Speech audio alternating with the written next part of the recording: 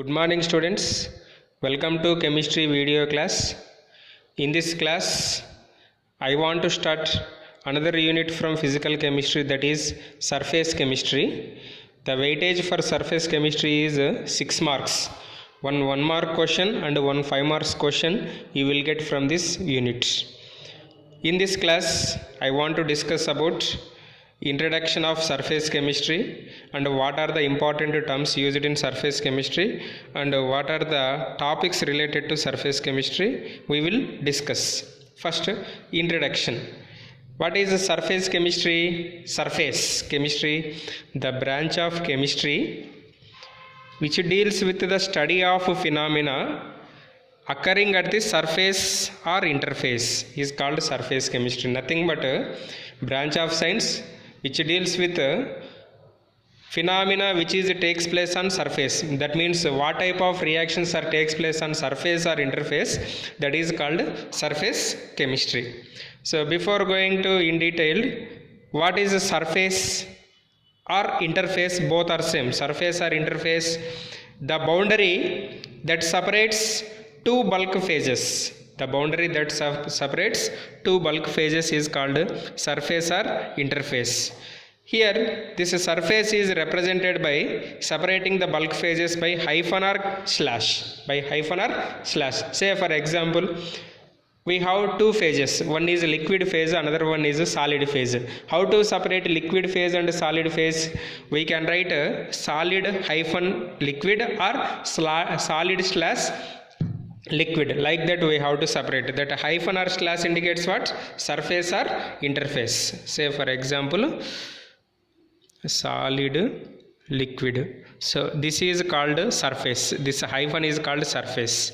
So this is one phase, this is another phase. That two phases are separated by one phase, that is called surface or interface. Here there is no surface between gas molecules. Why? Gas molecules are completely miscible with each other. So that's why there is no interface between gas molecules. Why? Because they are completely miscible. Clear? So in this unit we will discuss about the phenomena which takes place on surface are: one is adsorption, second one is catalysis, third one is colloids. So these are the three important phenomena which takes place on surface. Now we will discuss about each and everything in detail. First one is adsorption. What is adsorption? Not absorption. Adsorption, the accumulation of molecular species at the surface rather than in the bulk of a solid or liquid is called adsorption. Say for example, this is a surface, table or chalk, blackboard, whatever it may be, surface. So if you drop a chalk piece powder on this surface of table or blackboard, what happen? The chalk piece powder, so these drops are chalk piece powder, these are dots. This chalk piece powder do not enter or penetrate into the table or penetrate into the blackboard. That is called adsorption. What is absorption? Suppose if you take a sponge duster, this is sponge duster. When sponge duster is dipped in water, what happen? The water molecules are distributed throughout the sponge duster. That means uniformly distributed throughout the sponge duster. That is called absorption. This is absorption, this is a adsorption. Adsorption takes place on surface, but absorption is a bulk phenomena. Absorption is a bulk phenomena. One more example. You take water in a beaker. If you dip pen into the water, what happen? After some time, if you take a pen from the out of the water, just the water droplets are just present on surface of the pen. That water droplets cannot penetrate into the pen. That is called adsorption. That is called adsorption. So that's why, how can you define adsorption? The accumulation of molecular species. The accumulation of molecular species means, say for example, particles. at the surface rather than in the bulk of a solid or liquid is called adsorption. It is a surface phenomena. It takes place on surface. Now terms related to adsorption we will discuss. So in adsorption we have to remember these terms. First one is adsorbate. Here I am taken table, surface of table. This is table.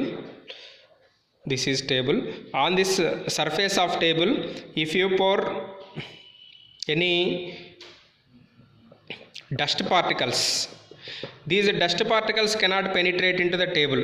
Clear? That is called adsorption. Clear? Here these dust particles are called adsorbate. These dust particles are called adsorbate. Here this surface of table is called adsorbent. Surface of table is called adsorbent. So that's why adsorbate means the substance which is adsorbed on the surface. The substance which is adsorbed on the surface of a solid or a liquid is called adsorbate. Here we are pouring dust particles on surface of table. So here these dust particles are act as adsorbate. Here table providing surface, that is act as adsorbent. Okay, the surface which is adsorbed on the surface of the substance which is adsorbed on the surface of a solid or a liquid is called adsorbate. Clear? Next, adsorbent. What is adsorbent? The substance on which adsorption takes place. The substance on which adsorption takes place is called adsorbate. Adsorbent is called adsorbent. Suppose if the adsorption of gases on metal surface, that is called occlusion. Already I told this is in solutions unit also. Types of solutions, solid in gas type, occlusion. What is occlusion? The adsorption of gases on metal surface, not absorption. Adsorption of gases on metal surface is called occlusion. Example, adsorption of hydrogen. This is a gas, this is a metal surface. Gas, metal surface. Next, same example. Suppose if we remove dust particles from the surface of table, that is called desorption. What is a desorption? This is opposite to adsorption. Desorption means the process of removing adsorbate from the surface of adsorbent is called desorption. D means remove. What is the D indicates? D indicates remove. The process of removing adsorbate from the adsorbent, or the process of removing adsorbed substance from the surface. Surface is called adsorbent, is called desorption. Next, absorption. What is absorption? Absorption is a bulk phenomena. Adsorption is a surface phenomena. The phenomena in which substance is uniformly distributed throughout the body of a solid or liquid is called absorption. Suppose if you mix, that is water, this is a duster, sponge duster. So if you dip this sponge duster in a water, what happens? Throughout the sponge duster, water droplets are present. That is called absorption.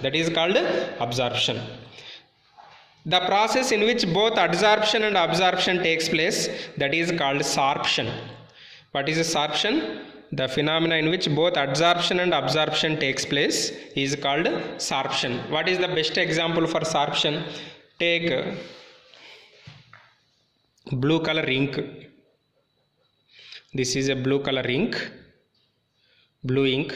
If you dip piece of chalk in a blue color ink, after some time if you remove piece of chalk from the ink, the surface of chalk piece is covered with blue color. That is called adsorption. So if you break that chalk piece, inside that chalk piece, that some water droplets, some wetness we can observe. That is called absorption. So adsorption and absorption both takes place simultaneously. That is called sorption. What is that one? Sorption. So clear? So these are the important terms related to adsorption. What is adsorbate? which is deposited on the surface, which is deposited on the surface. Say for example, this is the surface of book. Here I am dipping one pen. So this pen is considered as a adsorbent. This surface of book is considered as a adsorbent. Suppose the adsorption of gases on metal surface takes place. That process is called what? Occlusion. What is that one? Occlusion. Example, adsorption of hydrogen on palladium. Adsorption of hydrogen on palladium.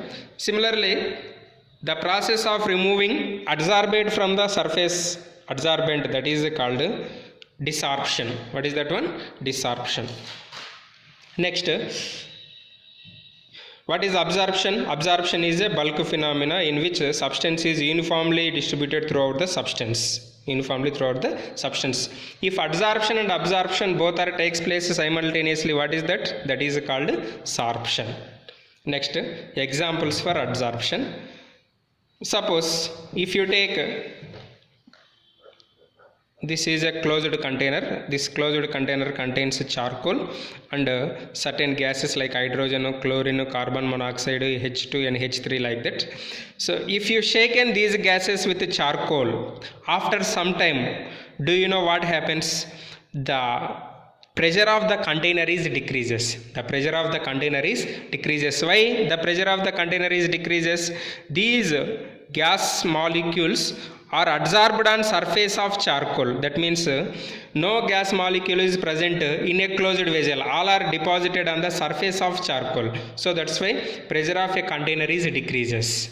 This is the example for adsorption. This is the example for adsorption. Here in this example, can you guess which is adsorbate?